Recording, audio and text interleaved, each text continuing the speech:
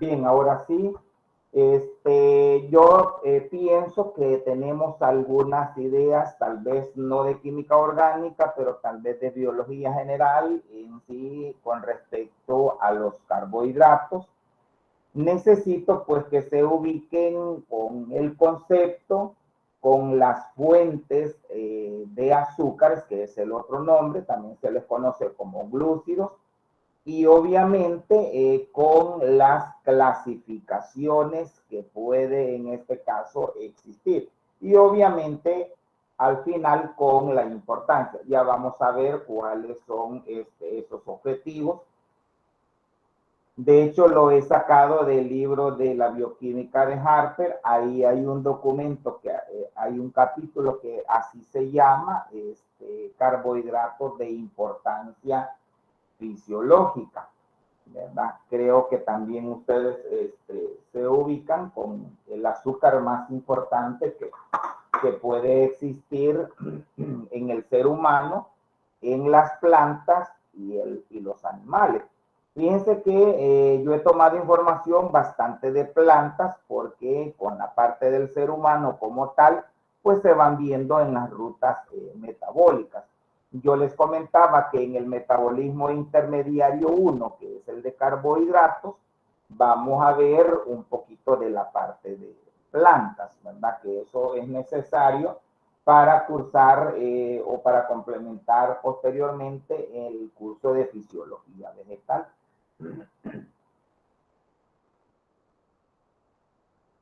Esos son los objetivos que yo tomé del libro, está textual.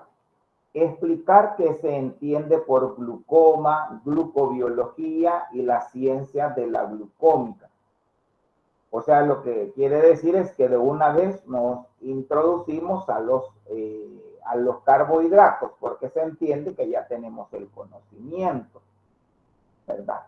Ya vamos a ver el concepto básico. Si se fijan, glucoma tiene que ver con la cantidad de carbohidratos que tienen que existir pues, en el ser humano y los animales como tal. La glucobiología ya sería como una área donde nosotros buscamos aplicaciones en el área de las ciencias de la vida con respecto a los carbohidratos. Y la ciencia glucómica pues se refiere prácticamente a esas sustancias. Si hablamos del ser humano, pues todos nos ubicamos que el combustible principal es la glucosa. Vamos a tener otras fuentes, ¿verdad? Que se van a almacenar, como el caso del glucógeno. Si hablamos de plantas, pues vamos a tener almidones. Los hongos van a tener en su pared otro tipo de carbohidratos. Y así sucesivamente podemos hablar de otros elementos aplicados a la industria. Por ejemplo, el agar que se obtiene de las algas rojas y que sirve para la elaboración de los medios nutritivos.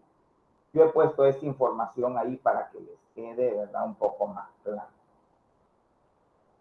Otro objetivo es explicar qué significan los términos mono, di, oligo y polisacárido. O sea, esa es una clasificación esencial que nosotros revisamos en los cursos de biología general. Esa clasificación puede dar lugar o está relacionada con dos tipos de criterios. A ver, alguien que me mencione qué criterio se está usando cuando yo digo mono, di, oligo o poli. ¿Qué criterio de clasificación se estará usando? Hay dos, pero ahí se está mencionando uno. Bueno, posiblemente sea que solo existe un carbohidrato. ¿Por el qué? Perdón, ¿el qué? Solo le alcancé a oír por el tipo de carbohidrato, pero específicamente, ¿cómo así? Cuando es mono es un azúcar, perdón, que solo tiene un monosacárido. Es un monosacárido, ajá, pero entonces, ¿cuál es el criterio? Es por el número de átomos de carbono que está en la cadena principal. Sí. Ese es el otro criterio, Rafael. Uno es el número de átomos de carbono que posee la cadena Y el otro, ¿verdad? Podría ser el grupo funcional. Como les digo, va a depender de la literatura. A medida vamos a ir avanzando en la ruta metabólica, vamos a comprender esa situación. Cuando dice mono, di, oligo y poli, estamos hablando de bloques de construcción. Los carbohidratos más sencillos que se conocen son los monosacáridos. Ese es el bloque, o sea, es la unidad estructural y funcional, en este caso, del carbohidrato. Entonces, ese es un criterio. Bueno, ya mencionamos los dos. Correcto, ahí dice Rafael, polihidroxialdehído o polihidroxiacetona. Sí, ese es el concepto tradicional. Otro objetivo es explicar las diferentes maneras en las cuales pueden presentarse las estructuras de la glucosa y de otros monosacáridos, y describir los diversos tipos de isomerismo. Ahí se supone que lo había cambiado y se quedó igual. De isomerismo de azúcares y de estructuras de anillo de piranosa y de furanosa. O sea, lo que hay que recordar aquí es si están emparentados con el glucano o con el furano, que son criterios de cómo están emparentadas los azúcares. Bueno, ahí también hay que acordarse del isomerismo, ¿verdad? Que la capacidad que tienen ciertas sustancias de formar isómeros. ¿Se acuerdan qué es un isómero? Por ejemplo, cuando veían alcanos, decían neopentano, isopentano, digamos en el butano, segbutano, hablaban de terbutilo, hablaban de diferentes grupos de isómeros. Los isómeros pues son moléculas, son sustancias, mejor dicho, que tienen la misma fórmula molecular, pero tienen diferentes fórmulas subdesarrollada o desarrollada. Y así hablábamos de isómeros del pentano, isómeros del butano, isómeros de diferentes tipos. Lo mismo sucede acá con la biomolécula. Otro objetivo es describir la formación de glucósidos y las estructuras de los disacáridos y polisacáridos más importantes. Tienen que acordarse el tipo de enlace que en este caso constituye la unión de los carbohidratos. Es el enlace glucosídico. Y pues acordarse cuáles son los mono, los oligo, los di y los poli más importantes. Luego explicar qué significa el índice glucémico de un carbohidrato. Aquí ya viene aplicado al ser humano, aunque también se puede considerar en el caso de los seres humanos. El índice glucémico, o sea, ya podemos hablar de la cantidad de glucosa, en este caso, que debe de circular en sangre. Y la última es describir los papeles de los carbohidratos en las membranas celulares y las lipoproteínas. Aunque nosotros acá nos interesa quizás recordar únicamente en la membrana. La membrana celular, ustedes se ubican, la principal o el principal componente es el fosfolípido, pero también tiene proteínas, ¿verdad? Hay proteínas de membrana, ¿verdad? Que ya las mencionamos, y obviamente sobre esta va a tener una especie de señal o antena, que es el oligosacárido, que es prácticamente el receptor de membrana que va a reconocer cuando una sustancia quiere ingresar hacia la célula en este caso, y esta le va a permitir el ingreso o no a través del reconocimiento.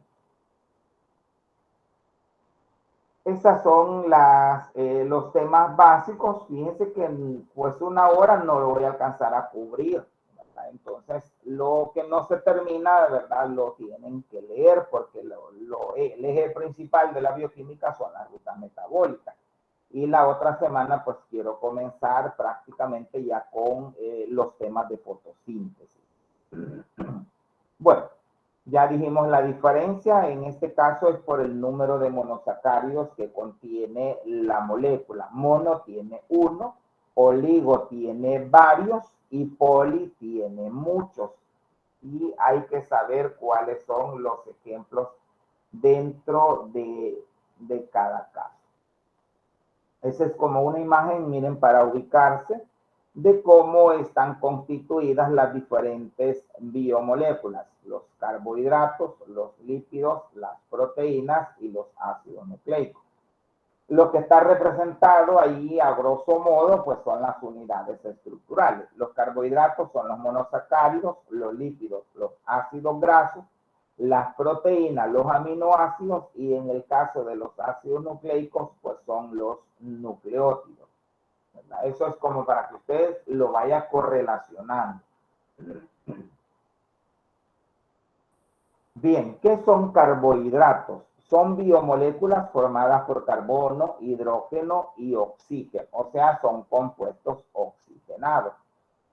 Más abajo, en todos los glucósidos simples hay un grupo carbonilo. Ese es el grupo funcional que debe de existir. En este caso hay un carbono unido a un oxígeno mediante un doble enlace. El grupo carbonilo puede ser de un aldehído o puede ser de una cetona, ¿verdad? El aldehído es RCOH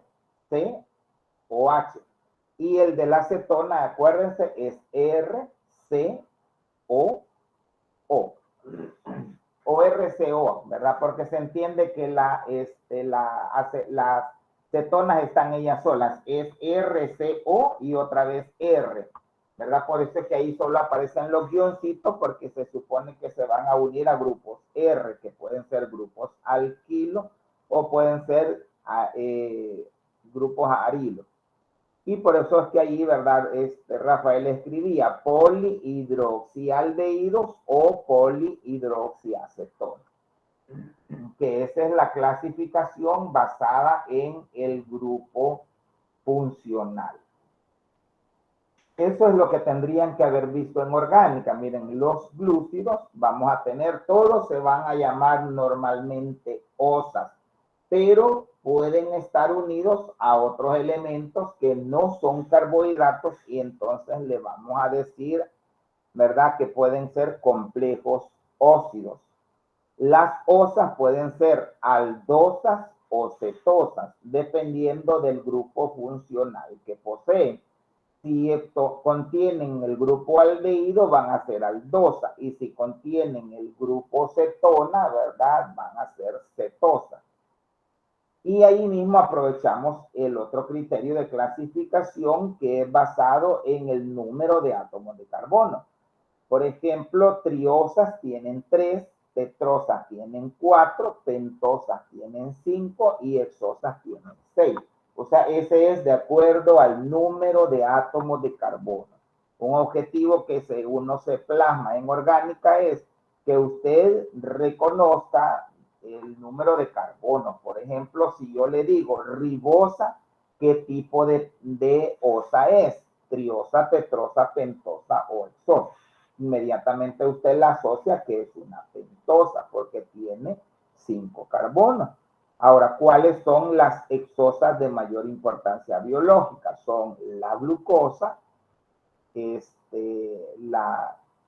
¿cómo se llama? La fructosa, y está que forma esta otra, ¿verdad?, que forma parte del elemento de la lactosa. Bueno, después tenemos complejos. Sí, es la galactosa. Sí, gracias, se me había escapado. Los complejos son los solócidos y los heterócidos. Los solócidos pueden ser oligócidos o poliócidos. Los oligócidos son pocas unidades de monosacáridos. Pueden ser de dos tipos, di y tri. Los disacáridos van a ser la lactosa, la sacarosa y la maltosa. Los trisacáridos, en este caso, es la rafinosa. Luego están los poliócidos, que pueden ser homo o hetero. En este caso es si son cadenas lineales o si hay cadenas isométricas. En este caso, el nombre tradicional que se le da es de polisacárido, ¿verdad? Luego están los heterócidos, que en este caso tienen o además del componente glucosídico tienen otro. Por ejemplo, el péptido glucano tiene glucano, que es el carbohidrato, y tiene el componente peptídico, que es la proteína. Lo mismo el proteoglucano o la glicoproteína, ¿verdad? En este caso son glicoconjugados. Conjugado es que además de ese componente, del componente azúcar, tiene otro elemento, ¿verdad? Entonces, ese cuadrito es primordial como para ir adentrándonos en el caso de los elementos. Si hablamos de plantas, ¿a dónde lo vamos a tener? Vamos a revisar la celulosa, ¿verdad? Vamos a tener reserva energética, como el caso del almidón. Vamos a tener otros constituyentes y precursores de otros metabolitos, ¿verdad? Ahí creo que no nos perdemos en las principales familias de plantas que contienen carbohidratos. Ya hemos mencionado que la principal es, en el caso de las dicotiledóneas, las leguminosas, y en el caso de las monocotiledóneas, pues vamos a tener gramíneas. Pero también hay otros representantes que forman parte de familias que contienen carbohidratos, por ejemplo, euforbiáceas, amarantáceas, de repente moráceas. Yo esperaría que usted, cuando yo digo morácea, se está ubicando en la plantita que es rica en carbohidratos, ¿verdad? Si yo estoy diciendo gramíneas, usted se está ubicando que es el maíz, el sorgo, la avena, el centeno, el trigo. Si yo digo pseudo cereales, usted se está ubicando por ejemplo, aunque la chía no tiene carbohidratos, las chías son proteínas. Por eso es que se habla de pseudo cereal. Pero el amaranto sí tiene, ¿verdad? Pero es un carbohidrato asociado que puede ser más fácil de digerir. Bueno, esa era la clasificación, miren, que se hace. Los monosacáridos son los más simples, no hidrolizables, tienen de 3 a 9 átomos de carbono, son monómeros a partir del cual se originan los demás glúcidos. Cuando dice monómeros se está refiriendo a bloques de construcción, ¿verdad? Y ahí pues tenemos unión de monosacáridos por enlace, ¿verdad?, ortoglucosídicos, que sufren hidrólisis por enzimas hidrolíticas, dando monosacáridos. Eso ya serían los óxidos. ¿Quiénes son los óxidos? Los oligos y los oligosacáridos y los polisacáridos propiamente. Bueno, esa es como la información. ¿Qué son OSAS? Son pequeñas moléculas de 3 a 9 átomos de carbono, donde las más comunes y las que se acumulan son las pentosas y las hexosas, ¿verdad? O sea, las cosas más importantes son las pentosas y las hexosas.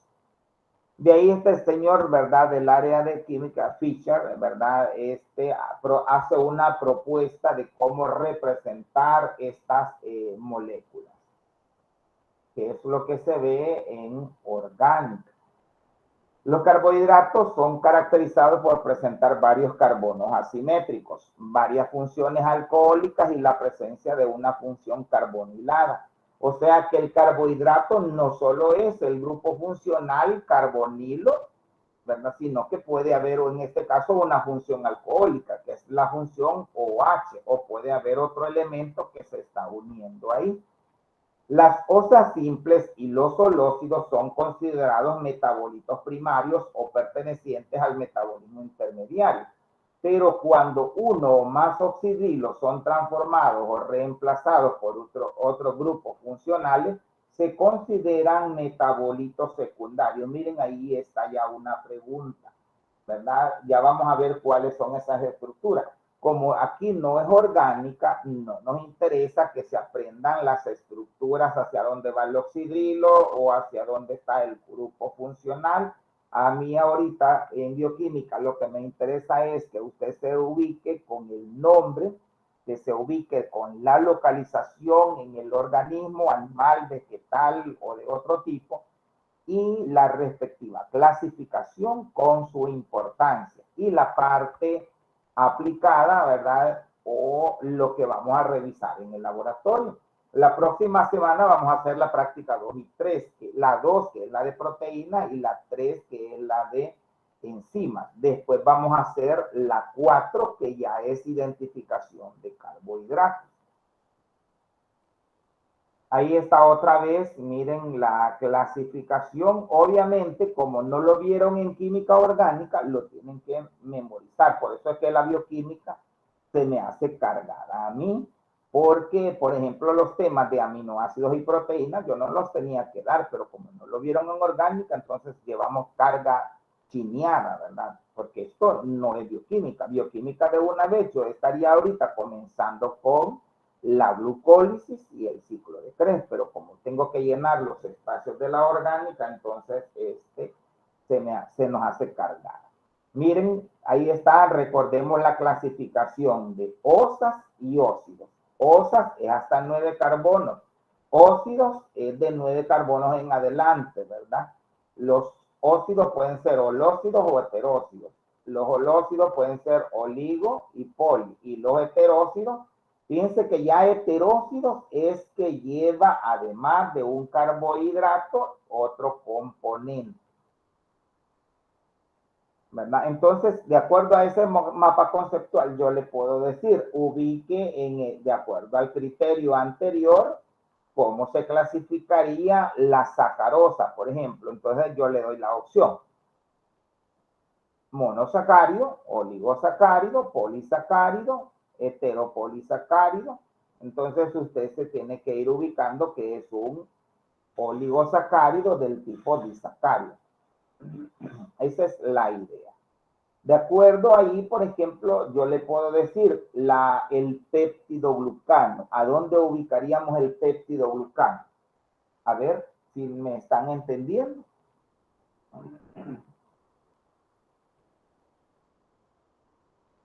¿Dónde ubicaríamos el péptidoglucano? O sea, tienen que acordar que el péptidoglucano y a dónde está.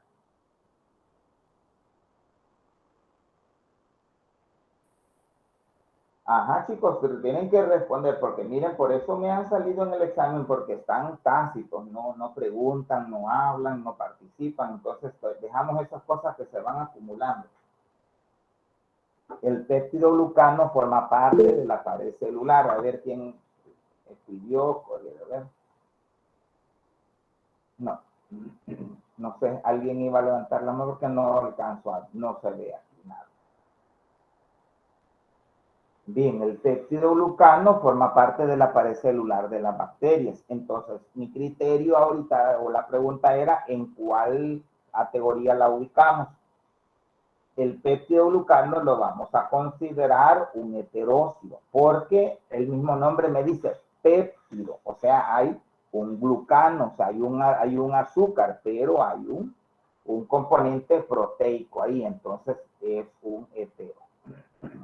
Bueno, empezamos con los monosacáridos. Miren, monosacáridos, que son los azúcares simples, y los complejos, que ya son los polisacáridos.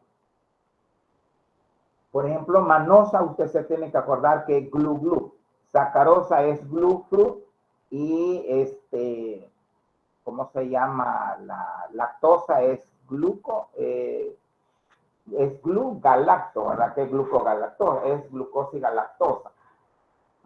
Y en el caso, ahí no está el trisacárido, que sería la rafinosa, es glucosa, fructosa, galactosa. Esa combinación de esos tres hace que se vuelva explosiva. Y es lo que sucede en nuestro intestino cuando estamos consumiendo granos de leguminosas, ¿verdad? Que nos van a producir flatulencia o gases, porque no las podemos digerir. Miren, ahí están la clasificación, ¿verdad? De acuerdo al número de átomos de carbono. Aquí combinamos dos cosas: el número de átomos de carbono y el grupo funcional. Por ejemplo, las últimas dos que ustedes ven en la derecha Son, la primera es una triosa y la segunda es una hexosa, de acuerdo al número de carbono, pero de acuerdo al grupo funcional son cetosas, porque si se fijan tienen el carbono unido al oxígeno que está encerrado en un óvalo. Las primeras 4 que están a la izquierda, ¿verdad? Son triosas, tetrosas, pentosas y hexosas, dependiendo del número de carbono. Pero de acuerdo a su grupo funcional, son aldosas, porque contienen un grupo aldehídico. Eso es lo que ustedes se tienen que ubicar. Ahora, ¿cuál es la función biológica? Son, ¿verdad? Es energética. Si habláramos de propiedades físico-químicas, usted me va a decir, son dulces, son solubles en agua, forman cristales, ¿verdad? Que con el calor pueden caramelizarse. Usted puede calentar, puede calentar, por ejemplo, el azúcar y ella se va a descomponer y se va a transformar en caramelo. Eso es una característica que posee. Entonces, ahí tenemos que ir asociando. Miren, ahí tenemos un poquito más de información. Las propiedades físicas, lo que estábamos mencionando, hidrosolubles, sólidos cristalinos, blancos. Se nombran añadiendo la terminación osa al número de carbonos. Por ejemplo, triosas, tetrosas, pentosas, hexosas. Dijimos que llega hasta, bueno, puede llegar hasta la heptosa, que es el de 7, aunque los libros hablan a veces hasta de 9. En cuanto a las propiedades químicas, ahí se movió, ¿verdad? Cuando la pasé a PDF, la propiedad química es capaces de oxidar y pueden asociarse con grupos aminos formando derivados de azúcares conocidos como glucosaminas, ¿verdad? Eso lo vemos más adelante, que son los glucosaminoglucanos, o sea, es una combinación característica. En la naturaleza y en los seres vivos, pues la formación de los compuestos es muy, pero muy compleja.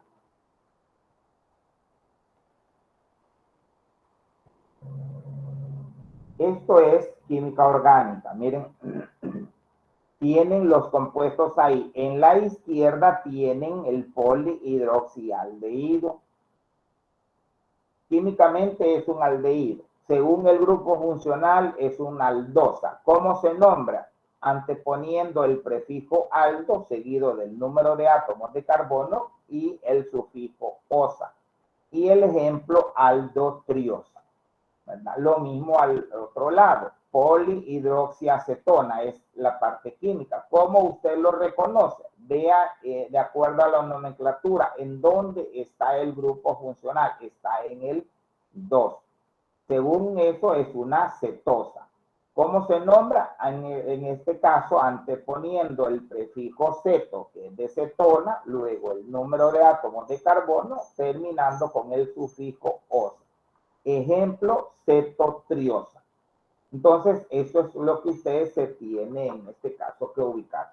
Y tienen un carácter reductor, que significa que me van a dar una coloración característica. ¿Quién me recuerda, por favor, qué color dan? Cuando yo le pongo un agente oxidante, ¿qué color me va a dar la reacción?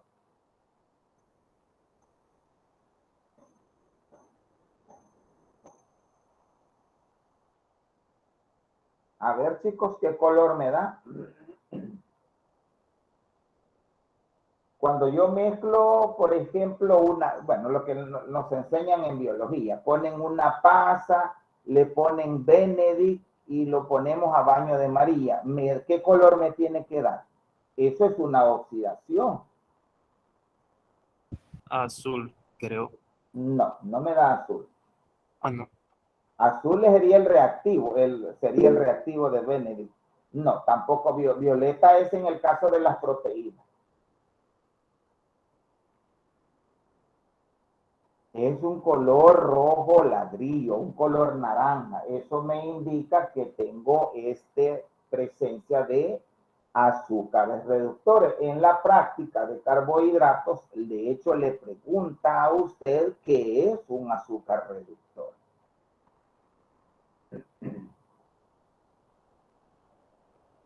Y ahí vamos con las pentosas. No entro en detalle, ¿verdad? Porque no es orgánica. Solo recordarle, las pentosas de mayor importancia son la ribosa y la desoxirribosa, que forman parte del ARN y del ADN, ARN y el ADN. ¿Verdad? También está la ribulosa, que se une al CO2 en la fotosíntesis. Esa por ahí la van a dejar porque la vamos a ocupar después. Y ahí está, ¿verdad? Por eso es que tenemos esos vacíos o esas debilidades de orgánica, ¿verdad? Porque yo dudo que este niño que ve eso, ¿verdad? Se recuerde cómo se hace eso. Miren. ¿Qué es lo que tenemos ahí? Son los diferentes isómeros, las diferentes sustancias, que en este caso pueden ser D o L. Eso tiene que ver hacia dónde va la sustancia en el plano de la luz polarizada, hacia la izquierda o hacia la derecha.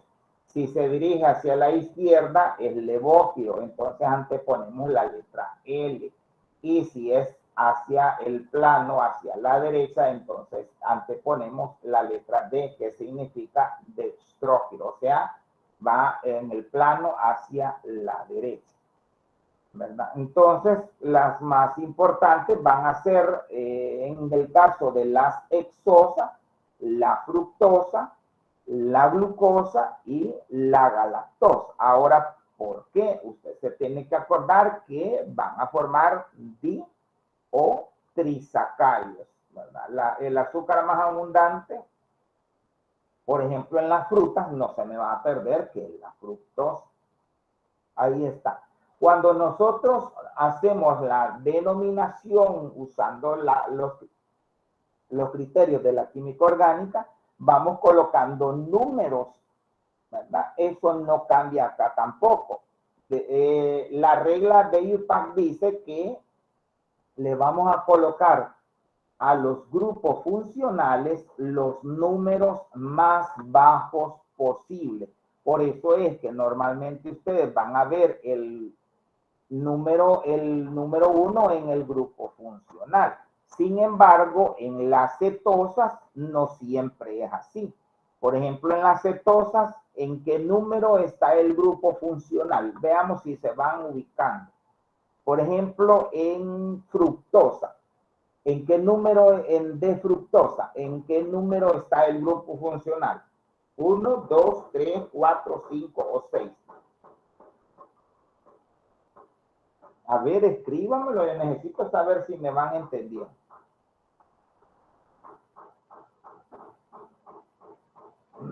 Es en el número 2, ahí es donde, acuérdese, cetosa, sí, ahí lo escribió Rafael, es el 2, o sea, es C unido al oxígeno. El resto tendría que ser una R, que es el grupo alquiloarilo, que es la denominación, ¿verdad?, del compuesto.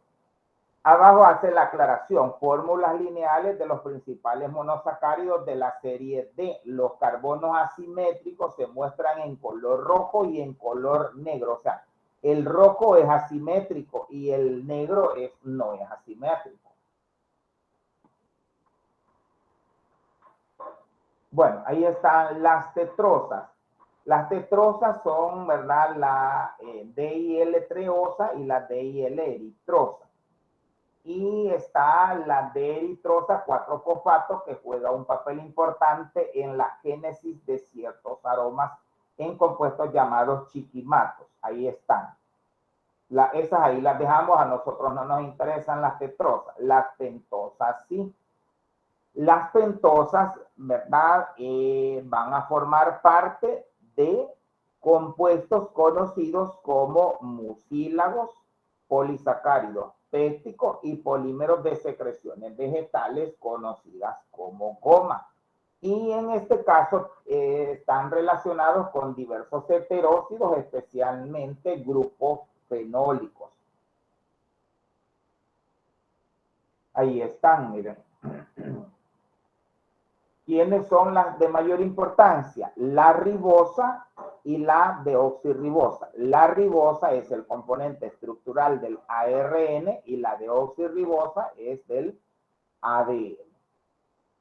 Y al otro lado tenemos la ribulosa. ¿Qué importancia tiene? Ahí está la pregunta de examen. Molécula fijadora de dióxido de carbono en la fotosíntesis. No se le tiene que olvidar, porque allá es lo primero que vamos a ver.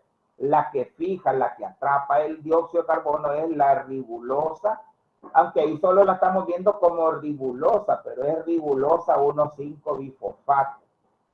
Tiene un nombre más específico. Ahora, ¿quiénes son las hexosas? Me voy a ir de una vez. La fructosa, miren, ahí está en flechitas.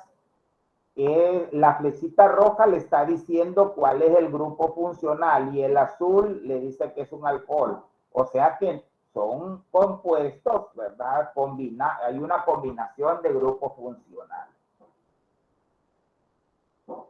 La glucosa, creo que nadie se pierde, es el principal combustible metabólico. Usted debe de saber que los valores normales de glucosa son hasta 100. No me vaya a decir 110 o 120 porque eso ya cambió, eso era antes.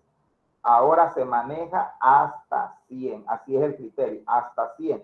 Aunque a veces lo ideal, como dice la Organización Mundial de la Salud, es que abajo de 60 es hipoglucemia y arriba de 100 es hiperglicemia. Pero el hecho de que usted tenga una glucosa de 120, de 130, no quiere decir que es diabético. Hay otro elemento que ya vimos, bueno, se me olvidó preguntarle, que era el indicador de cómo se llama, de diabetes según OMS. Debe de ser superior a 6.5. ¿Alguien que me lo recuerde? ¿Cuál era ese? ¿Qué es lo que dice el médico que usted se tiene que ir a hacer para estar seguro realmente que es diabético? Tiene que ver con las proteínas. Bueno, tiene que ver con proteínas y a la vez también tiene que ver con carbohidratos. ¿Se acuerdan cómo se llama ese examen? Nada, no han leído o no sé. A ver si está por ahí David.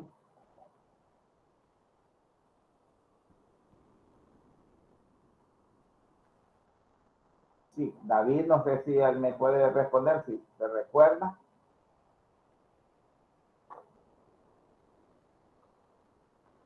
Sí, por ahí lo está escribiendo Jenny, A1C, ¿verdad? Es la hemoglobina glicosilada. Esa es la que determina realmente que sí hay una situación de diabetes. Debe de ser superior a 6.5.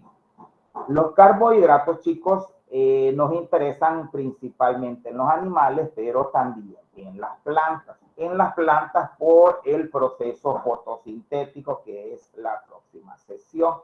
Bueno, ahí está. Miren, ¿de dónde se obtiene fructosa? En términos industriales, de Inula helenium, que es una especie de dátil. Y obviamente de las frutas. No voy a entrar en detalle, ¿verdad? En esa información, porque entonces no voy a terminar. Bueno, me voy a oligosacáridos.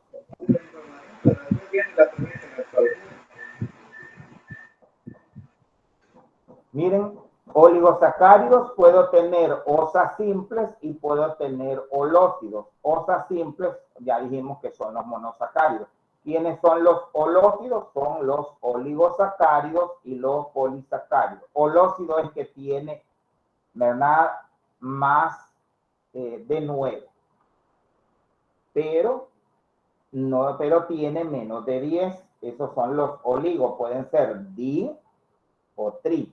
Y luego están los polisacáridos que ya tienen más de 10 osas, o sea, tienen más de 10 monosacáridos. Los oligosacáridos resultan de la condensación entre 2 a 10 moléculas de osas por establecimiento de una unión osídica. Eso ya lo habíamos también mencionado. Un ejemplo básico que existe en la célula es, ¿verdad?, las señales o los receptores que son oligosacáridos. Ahí está. Lo que ustedes están viendo es una porción de la membrana celular, ¿verdad? Eso que ven de color verdecito y amarillito es el sándwich, ¿verdad? Que es la membrana. Obviamente esos son fosfolípidos. Lo que ustedes ven como azulito vendrían a ser las proteínas. Y lo que parecen globitos de color rojo son los receptores de señal, que en este caso están formados por azúcares, pero no son azúcares puros, ¿verdad? Sino que están mezclados. Y estos van a reconocer, ¿verdad? Es una glicoproteína, va a reconocer, o sea, es glicoproteína, lo azul es la proteína como tal, y la parte glucosídica es lo que está en rojito, ¿verdad? Que es el receptor. Puede reconocer una hormona, puede reconocer un virus, puede reconocer una toxina, una bacteria o cualquier otro tipo. ¿Quiénes son los monosacáridos? Miren, las propiedades son solubles en agua. Por hidrólisis ácido se liberan los monosacáridos y se pueden identificar en cromatografía, ¿verdad?, en papel delgado. Según el tipo se distinguen los no reductores y los reductores. Volvemos a lo mismo, la capacidad reductora es la que va a tener, ¿verdad?, la condición de formar un complejo, ¿verdad?, un precipitado de color rojo ladrillo. Y ahí están quiénes son. Bueno, esa es la capacidad del disacárido reductor. Y esos son los nombres. Miren, por eso es que la química orgánica, ¿verdad?, al menos en San Salvador, es la donde se quedan, porque es bien complicado. Miren la maltosa.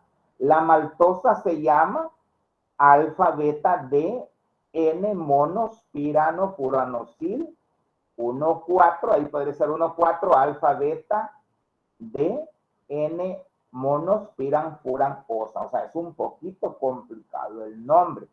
Pero como aquí, ¿verdad?, en San Miguel la gente no se complica. Si no lo sabe, no lo da. Y ahí está dando la materia y está rebotando. Y le hace un mal al estudiante porque después, donde se necesita el conocimiento, tenemos el fallo. Ahí tenemos el nombre más correcto, ¿verdad? O sea que la maltosa está formado por unidades de ¿qué? Por unidades de glu. Y están emparentados con el compuesto, ¿verdad?, que es el glucopirano. De ahí viene el nombre. Y obviamente, como un extremo es un grupo alquil, viene y se llama glucopiranosil. Y el enlace es 1,4. El 1, ¿verdad?, del extremo del brazo de un azúcar con el 4 del extremo del otro brazo, ¿verdad? Y obviamente, como es el mismo glucopirano, el que es el grupo alquilo va a terminar en il, y el otro extremo, como es un azúcar, termina en osa. De ahí viene el nombre de glucopiranosil, de glucopiranosa. O sea, el D, porque ya dijimos en el plano de la luz polarizada, ¿verdad?, proyecta la imagen hacia la derecha. Pero tradicionalmente le vamos a decir maltosa. Yo quiero que se acuerden que es glu, y lo vamos a obtener normalmente en una planta, ¿verdad?, donde haya la famosa malta, que está en la cebada. Ahí está la importancia. Miren, tiene un poder reductor, porque como es glucosa, entonces tiene capacidad de formarme ese complejo o ese precipitado de color rojo ladrillo. ¿Dónde lo voy a encontrar? En el grano de la cebada. Y lo puedo obtener por hidrólisis del almidón. Ahí está, ¿verdad? No se les tiene que olvidar que va a estar, obviamente, en esos compuestos. Luego tengo sacarosa. La sacarosa va a estar formada por glucosa, ¿verdad?, más fructosa. El nombre químico es, ¿verdad?, glucopiranosil, 1, 2. Ahí es la B es de beta, beta, D, que es de dextrogio, fructofuranósido. En este caso, la fructosa viene del furano, mientras que la glucosa viene del de la glucopiranosa. Bueno, eso, como les digo, solo es como recuerdo. Lo que nos interesa aquí es saber que es sacarosa y que está formada por glu-fru. No se vaya a confundir, las dos forman parte de la hexosa. ¿Cuál es la importancia de la sacarosa?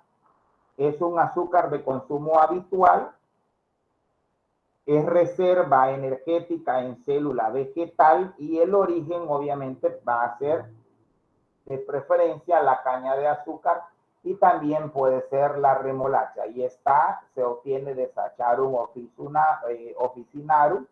Es utilizada en la alimentación como edulcorante, como excipiente de tabletas y en otras formas de suministro oral. Ahí está, ¿verdad? Es la famosa caña de azúcar.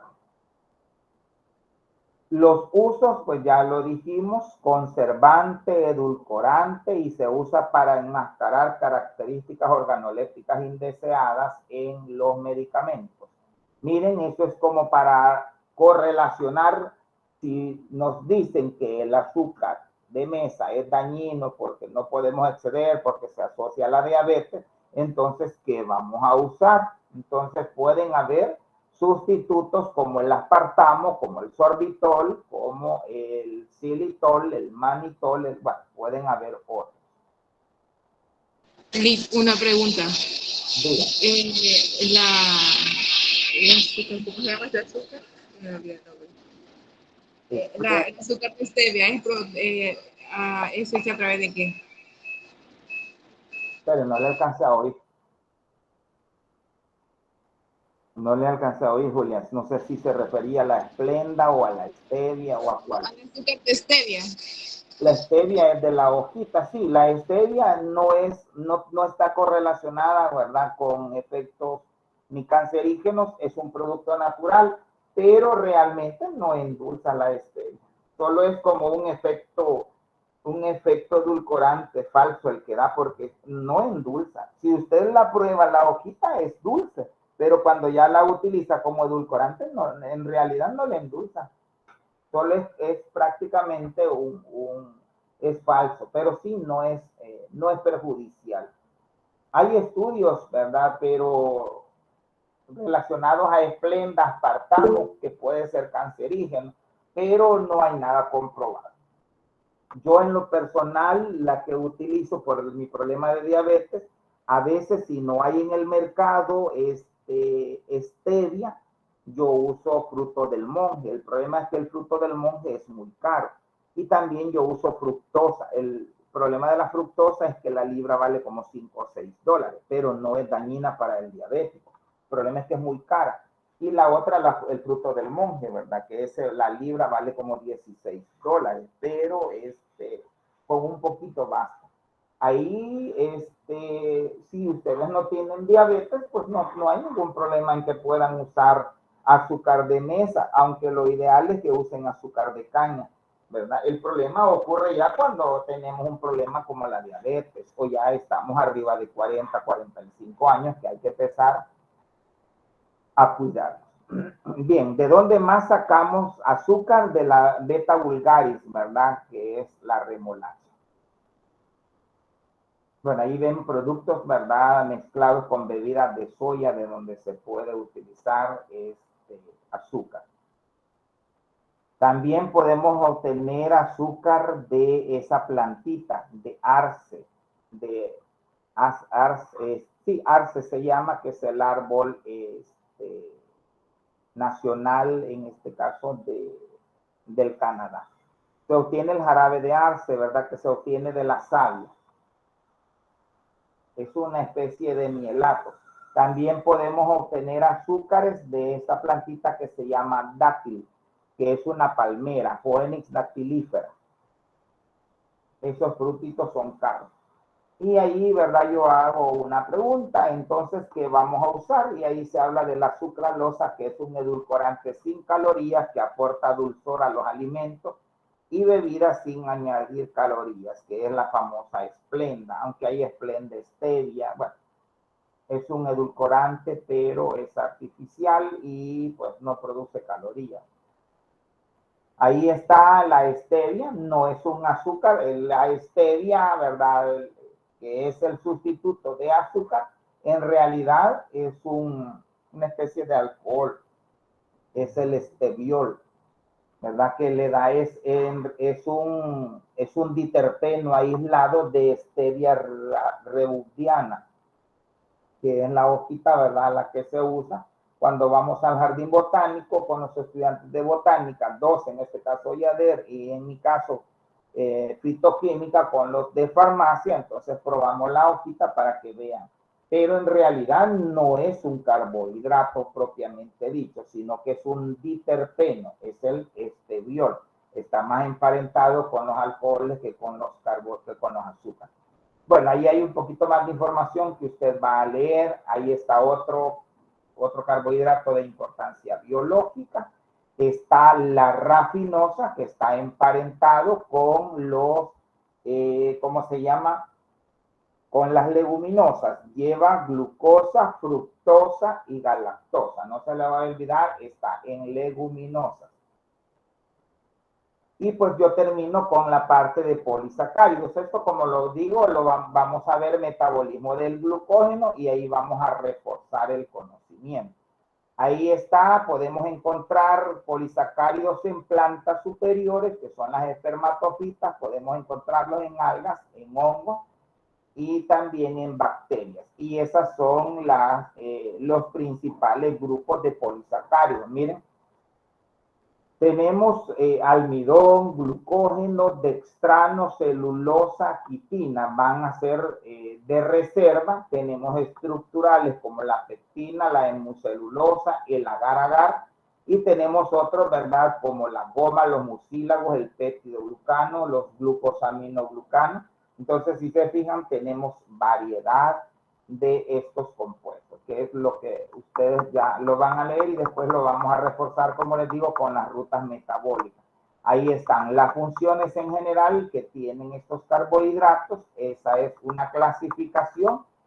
Miren, por ejemplo, en este otro examen yo puedo mencionarles carbohidratos obtenidos de algas, carbohidratos obtenidos de microorganismos, carbohidratos obtenidos de espermatofitas y carbohidratos que podrían estar en los animales o en el ser humano.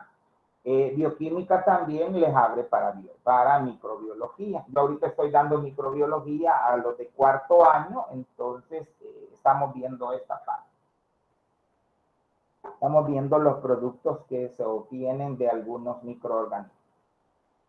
Eso ahí se lo voy a dejar para que usted lo revise, ¿verdad? Cada elemento, ¿verdad? Porque como les digo, si me detengo, pues me salgo del esquema de la bioquímica. Ahí están los producidos por algas. Usted debe de saber que es un alginato, ¿verdad? Que es una carragenina, ¿verdad? Los diferentes, en qué grupo de algas se obtienen, en este caso que son de la división heterocontofita, que son las peofitas, y a dónde es que se van a aplicar los carragenanos. Esas son las famosas sillas de montar que se hablan en química orgánica. Miren, de dónde obtenemos agar, de Chondrus crispus, de gigartina, de euchema. Bueno, ahí está a dónde se le da forma, en los helados, en las gomitas. Bueno, ahí está el agar, que se obtiene de Gracilaria, Gelidiella y Gelidium, que es de la familia Rhodophyceae. Nosotros tenemos de ese grupo de algas rojas, ¿verdad? Es la agarosa y la agaropectina.